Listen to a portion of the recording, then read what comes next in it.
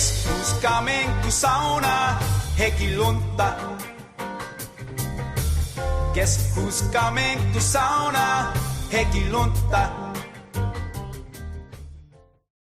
So hello all, my name is Eero Kilpi and I'm with the North American Sauna Society. And I'm Sam Wacha. And I'm Risto Rice.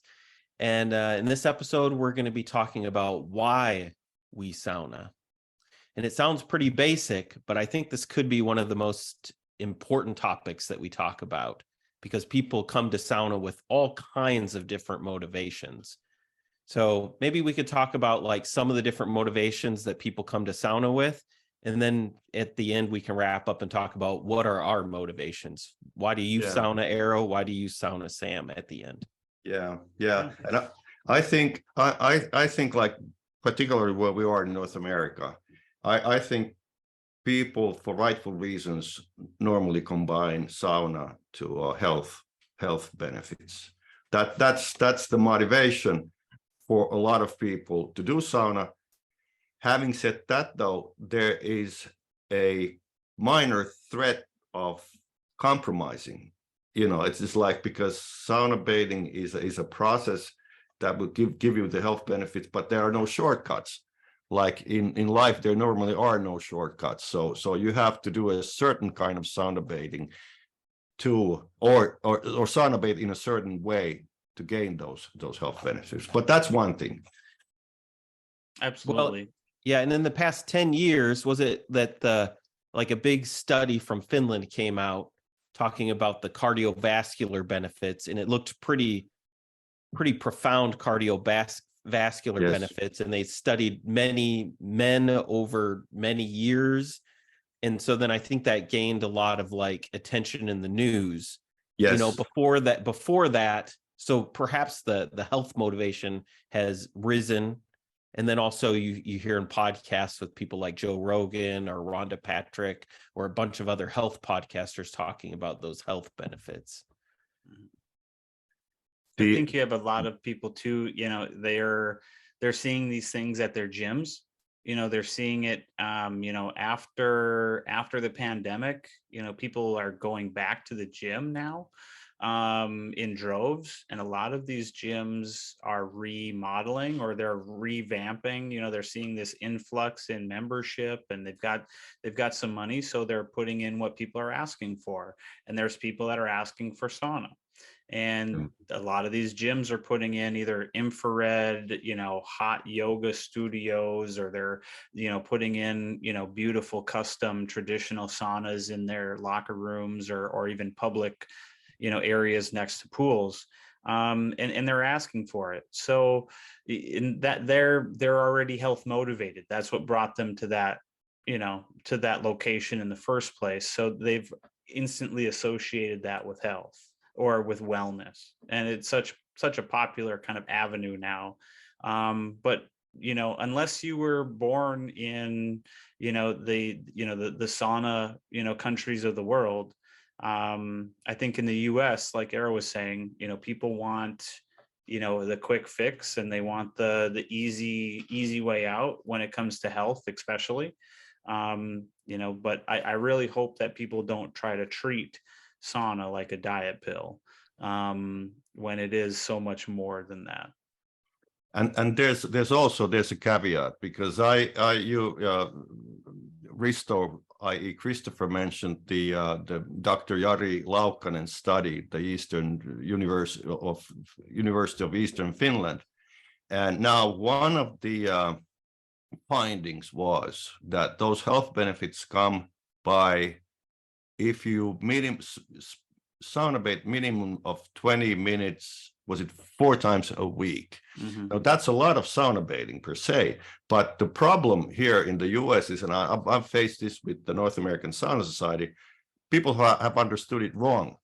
So many people think that you're supposed to stay in the hot room for 20 minutes. Right. So, you know, one and done kind of a 20-minute session, and that's not at all what the idea is. So it's the Finnish Northern European style of sauna bathing, which means, you know, it's again, I always stay the same. It's 20 minutes of hot, cold rest and hydration. So that's so there are I don't know too many people who can actually stay in a well heated sauna room for 20 minutes. 20 minutes. Yeah. And I can't stay in my sauna for 20 minutes. My Yeah. mother-in-law can. She's a beast. So why do people sauna bathe? That health is one thing, and it's a good night's sleep is another, right? Mm-hmm. Yeah, I haven't heard that so much. I haven't heard people mention that, but not so much as a motivator. At the gym that we talked about, I mean, what do you think it is? Do you think it's like relaxing? Like you go, you work out, and then you spend maybe 15 minutes in there, 10, 15 minutes in there? So I've looked at this at length, kind of talking about this, and I've kind of boiled it into two crowds. You have the more of the weightlifting crowd that's using it for like muscle warm up. So they're using sauna before they work out. And then they're also using it post workout. So they're hitting both sides of their workout. But you also have the crowd that's just using it after the fact to either just get like a restorative or what they perceive to be these, good things happening, which there are great things. There's probably great things happening, and I'm not knocking using sauna at all. But they're more geared towards the more restorative. Maybe they had an injury, maybe they're there, maybe they're later in life, whatever it is. They're using it more as a restorative factor. So I think that too, because those are the two crowds I think that are primarily at the gym, the hardcore users, and then the ones that are there for either physical therapy, preventative maintenance, the ones that are going as, hey, it's more of a routine. But yeah, it does kind of highlight the good and kind of it's universal, which is great because it does appeal to so many of those different crowds. I think that's where a lot of sauna users that hold on to the cultural ideals or maybe even just the health ideals, they can get somewhat maybe a little miffed by the other crowds saying they're doing it wrong, when they've seen such a positive impact that what they've done has had on them. And so I can definitely empathize with that crowd. If something was really good for me and somebody told me I was doing it wrong, I'd say it works for me. I'm doing it just fine. So I can see where that, is a little bit of a, headbutt that we have with some of those crowds. It's interesting you would say that because I spoke, actually I was sauna bathing with an American medical doctor. This happened actually in Finland.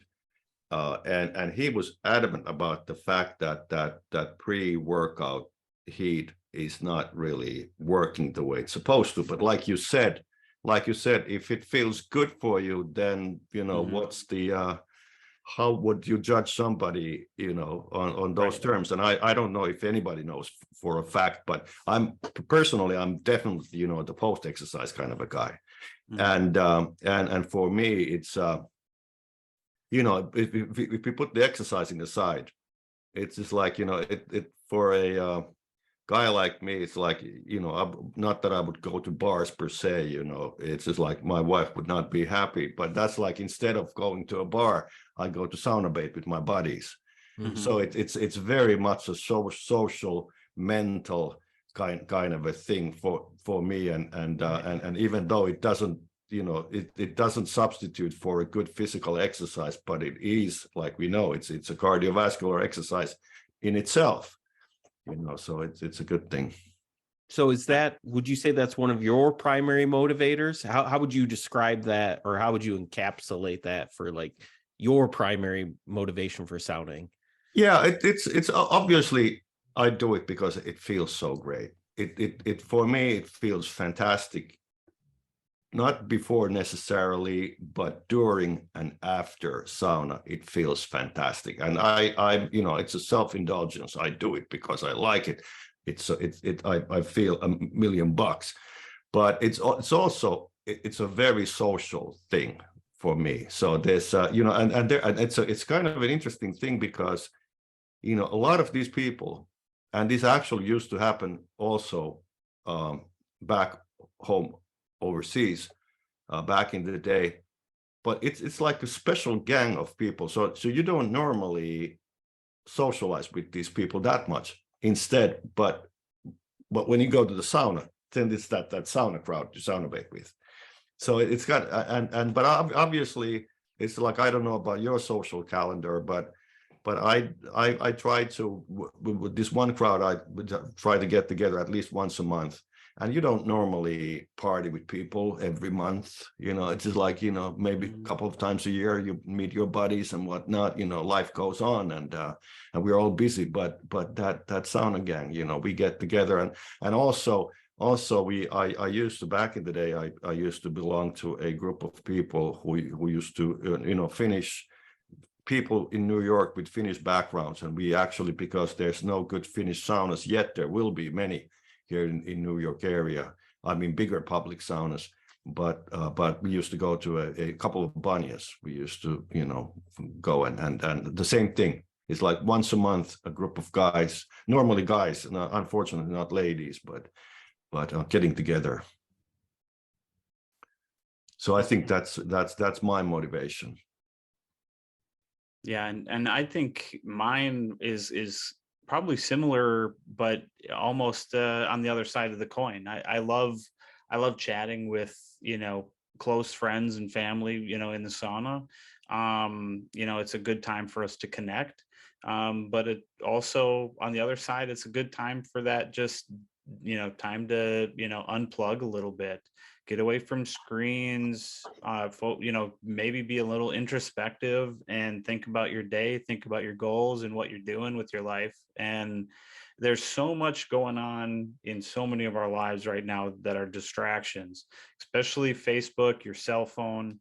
And I don't even blame Facebook anymore, because that's just that's the the boogeyman.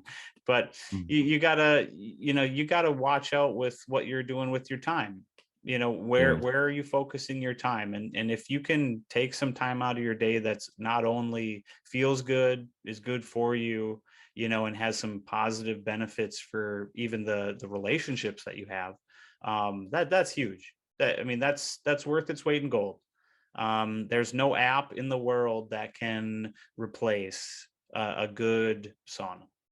So, and Risto, your story, I love sharing your story with people that I have brought to sauna. But yeah, I'd love to hear it again.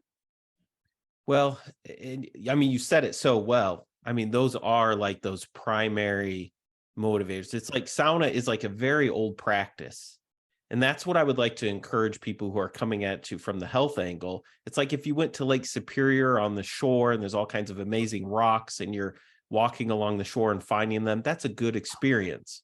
But I'd like to encourage them, dig a little deeper. There's diamonds underneath the dirt, Mm-hmm. And the cultural sauna practice for me is like that diamond. It's an antidote to modern, like the frenetic pace of life. It does slow you down. It forces you to, like, it almost like it conquers you. It forces you to be able to slow your brain down and to enjoy that, the relaxation. And then also the social benefits. It was really good for Julie and I when we first got into sauna to be able to spend some time with each other, disconnected from all the busyness of being parents in life, and to chat with each other. I've had some of the best conversations with people I know in the sauna. So it's those kind of like rich aspects of sauna that I would encourage, like, yes, get the health benefits, but keep going.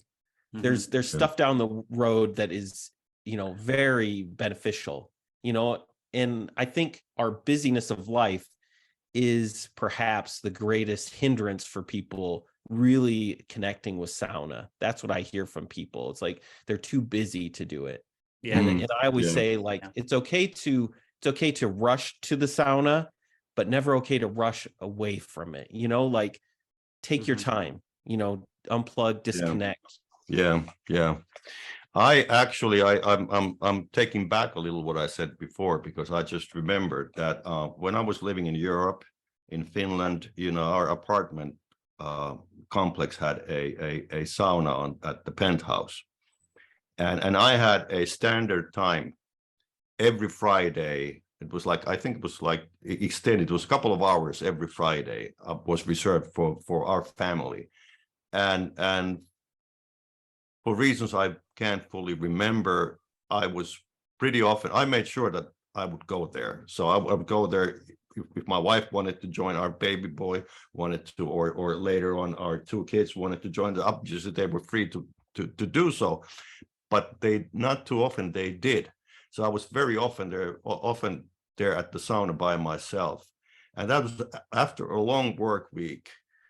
You were there in your own thoughts.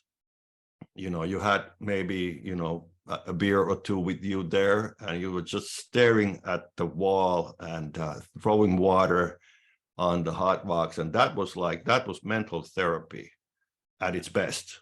Yeah. Nothing just clears your mind, I've heard people, they jump in there, they got their headphones in or whatever, they got tunes blaring, whatever. By all means, if it feels good, do it. If you're having fun, do it. But there's something to be said about just going in there and listening to the steam on the rocks, and listening to what yourself has to say. Yeah, so true. So true. What else do we have for the sauna? We pretty much covered. I think it really does show that there's a lot of different reasons why people sauna. There's going to be people who get benefits from it, and whatever those benefits are, be it mental, physical, social, spiritual, whatever, brown, purple, yellow, whatever you're getting from it, if you really enjoy sauna, share it with others. Tell people why you like it, and tell people, hey, this is a positive in my life, because if it is something that is so positive and you hold on to it, you should share it with other people. Sauna is meant to be shared. Are we a bunch of crotchety old guys that like to sit in a sauna alone and think about the mistakes of the past? Absolutely we do. But you know what, misery loves company, so invite some other people in there with you. And one thing I forgot, by the way, is that if you're lucky enough, so if you have like a country place or somewhere with a sauna, then comes the nature aspect to the equation. So you like feel that you are together with the nature, you are in the nature when you're sauna bathing, and that pretty easily gets forgotten because of it's like this is the sauna I was referring at is an urban space. It's just like there's no nature around anywhere close by at the penthouse up there, and so forth, but there's still the sauna is there for real. So it's like you go all the way from some people do like, I don't know, 5-10 minutes of whatever sauna, and then you go all the way to people like me who I can easily, and my wife still doesn't understand this, I can easily spend like 4 hours. I'm not in the hot room for 4 hours for sure, but the whole process takes a very long time. Yeah, and that's underappreciated. Our favorite sauna was a little Airbnb in southwestern Wisconsin, set in the driftless area. So there's all kinds of small hills everywhere. And this couple had a farm that they ran out there and rented out their basement. And he built just a humble shack sauna from wood on his land. And he put it right next to a trout stream. And it had a stove that was put together by high schoolers up in Ironwood, Michigan, I think. No thermometer, no timer. And the Amish live just over the ridge. You're totally kind of isolated except for the farmhouse. And just to be out there like in your birthday suit in the breeze using this humble sauna and then popping in and out of the stream, it's wonderful. It could have been 1800. Yeah. And nothing would have been different. Yeah, Yeah, that's so cool. true. That's cool. Any final thoughts, gentlemen? You know, I just want to close with, the reasons why people sauna are going to differ vary, but I Yeah, think we can all agree that, we're all getting a positive benefit from it in some way, shape, or form. And if it feels good, do it. If it doesn't feel good, stop doing it.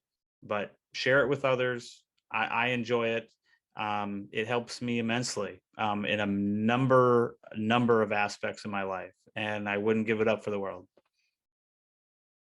this is a different topic altogether, but it's like in my head, in my mind, you have this ideal, you have this idealistic sauna, and then you go like, you start from that, and then you like, you're willing to compromise. You're willing to compromise because it still is a sauna. But I wish that we would be so successful that we could make people understand that sometimes they compromise without their knowledge, and that is kind of, that's our mission here also, I believe. Yeah, it's the age old. I mean, it's the rite of passage. If you buy something in America nowadays, basically, you got to go buy a cheap one, realize that it's crap, and finally realize what you should have bought in the begin with. But hey, we live, we learn. That is true. Thank you, gentlemen.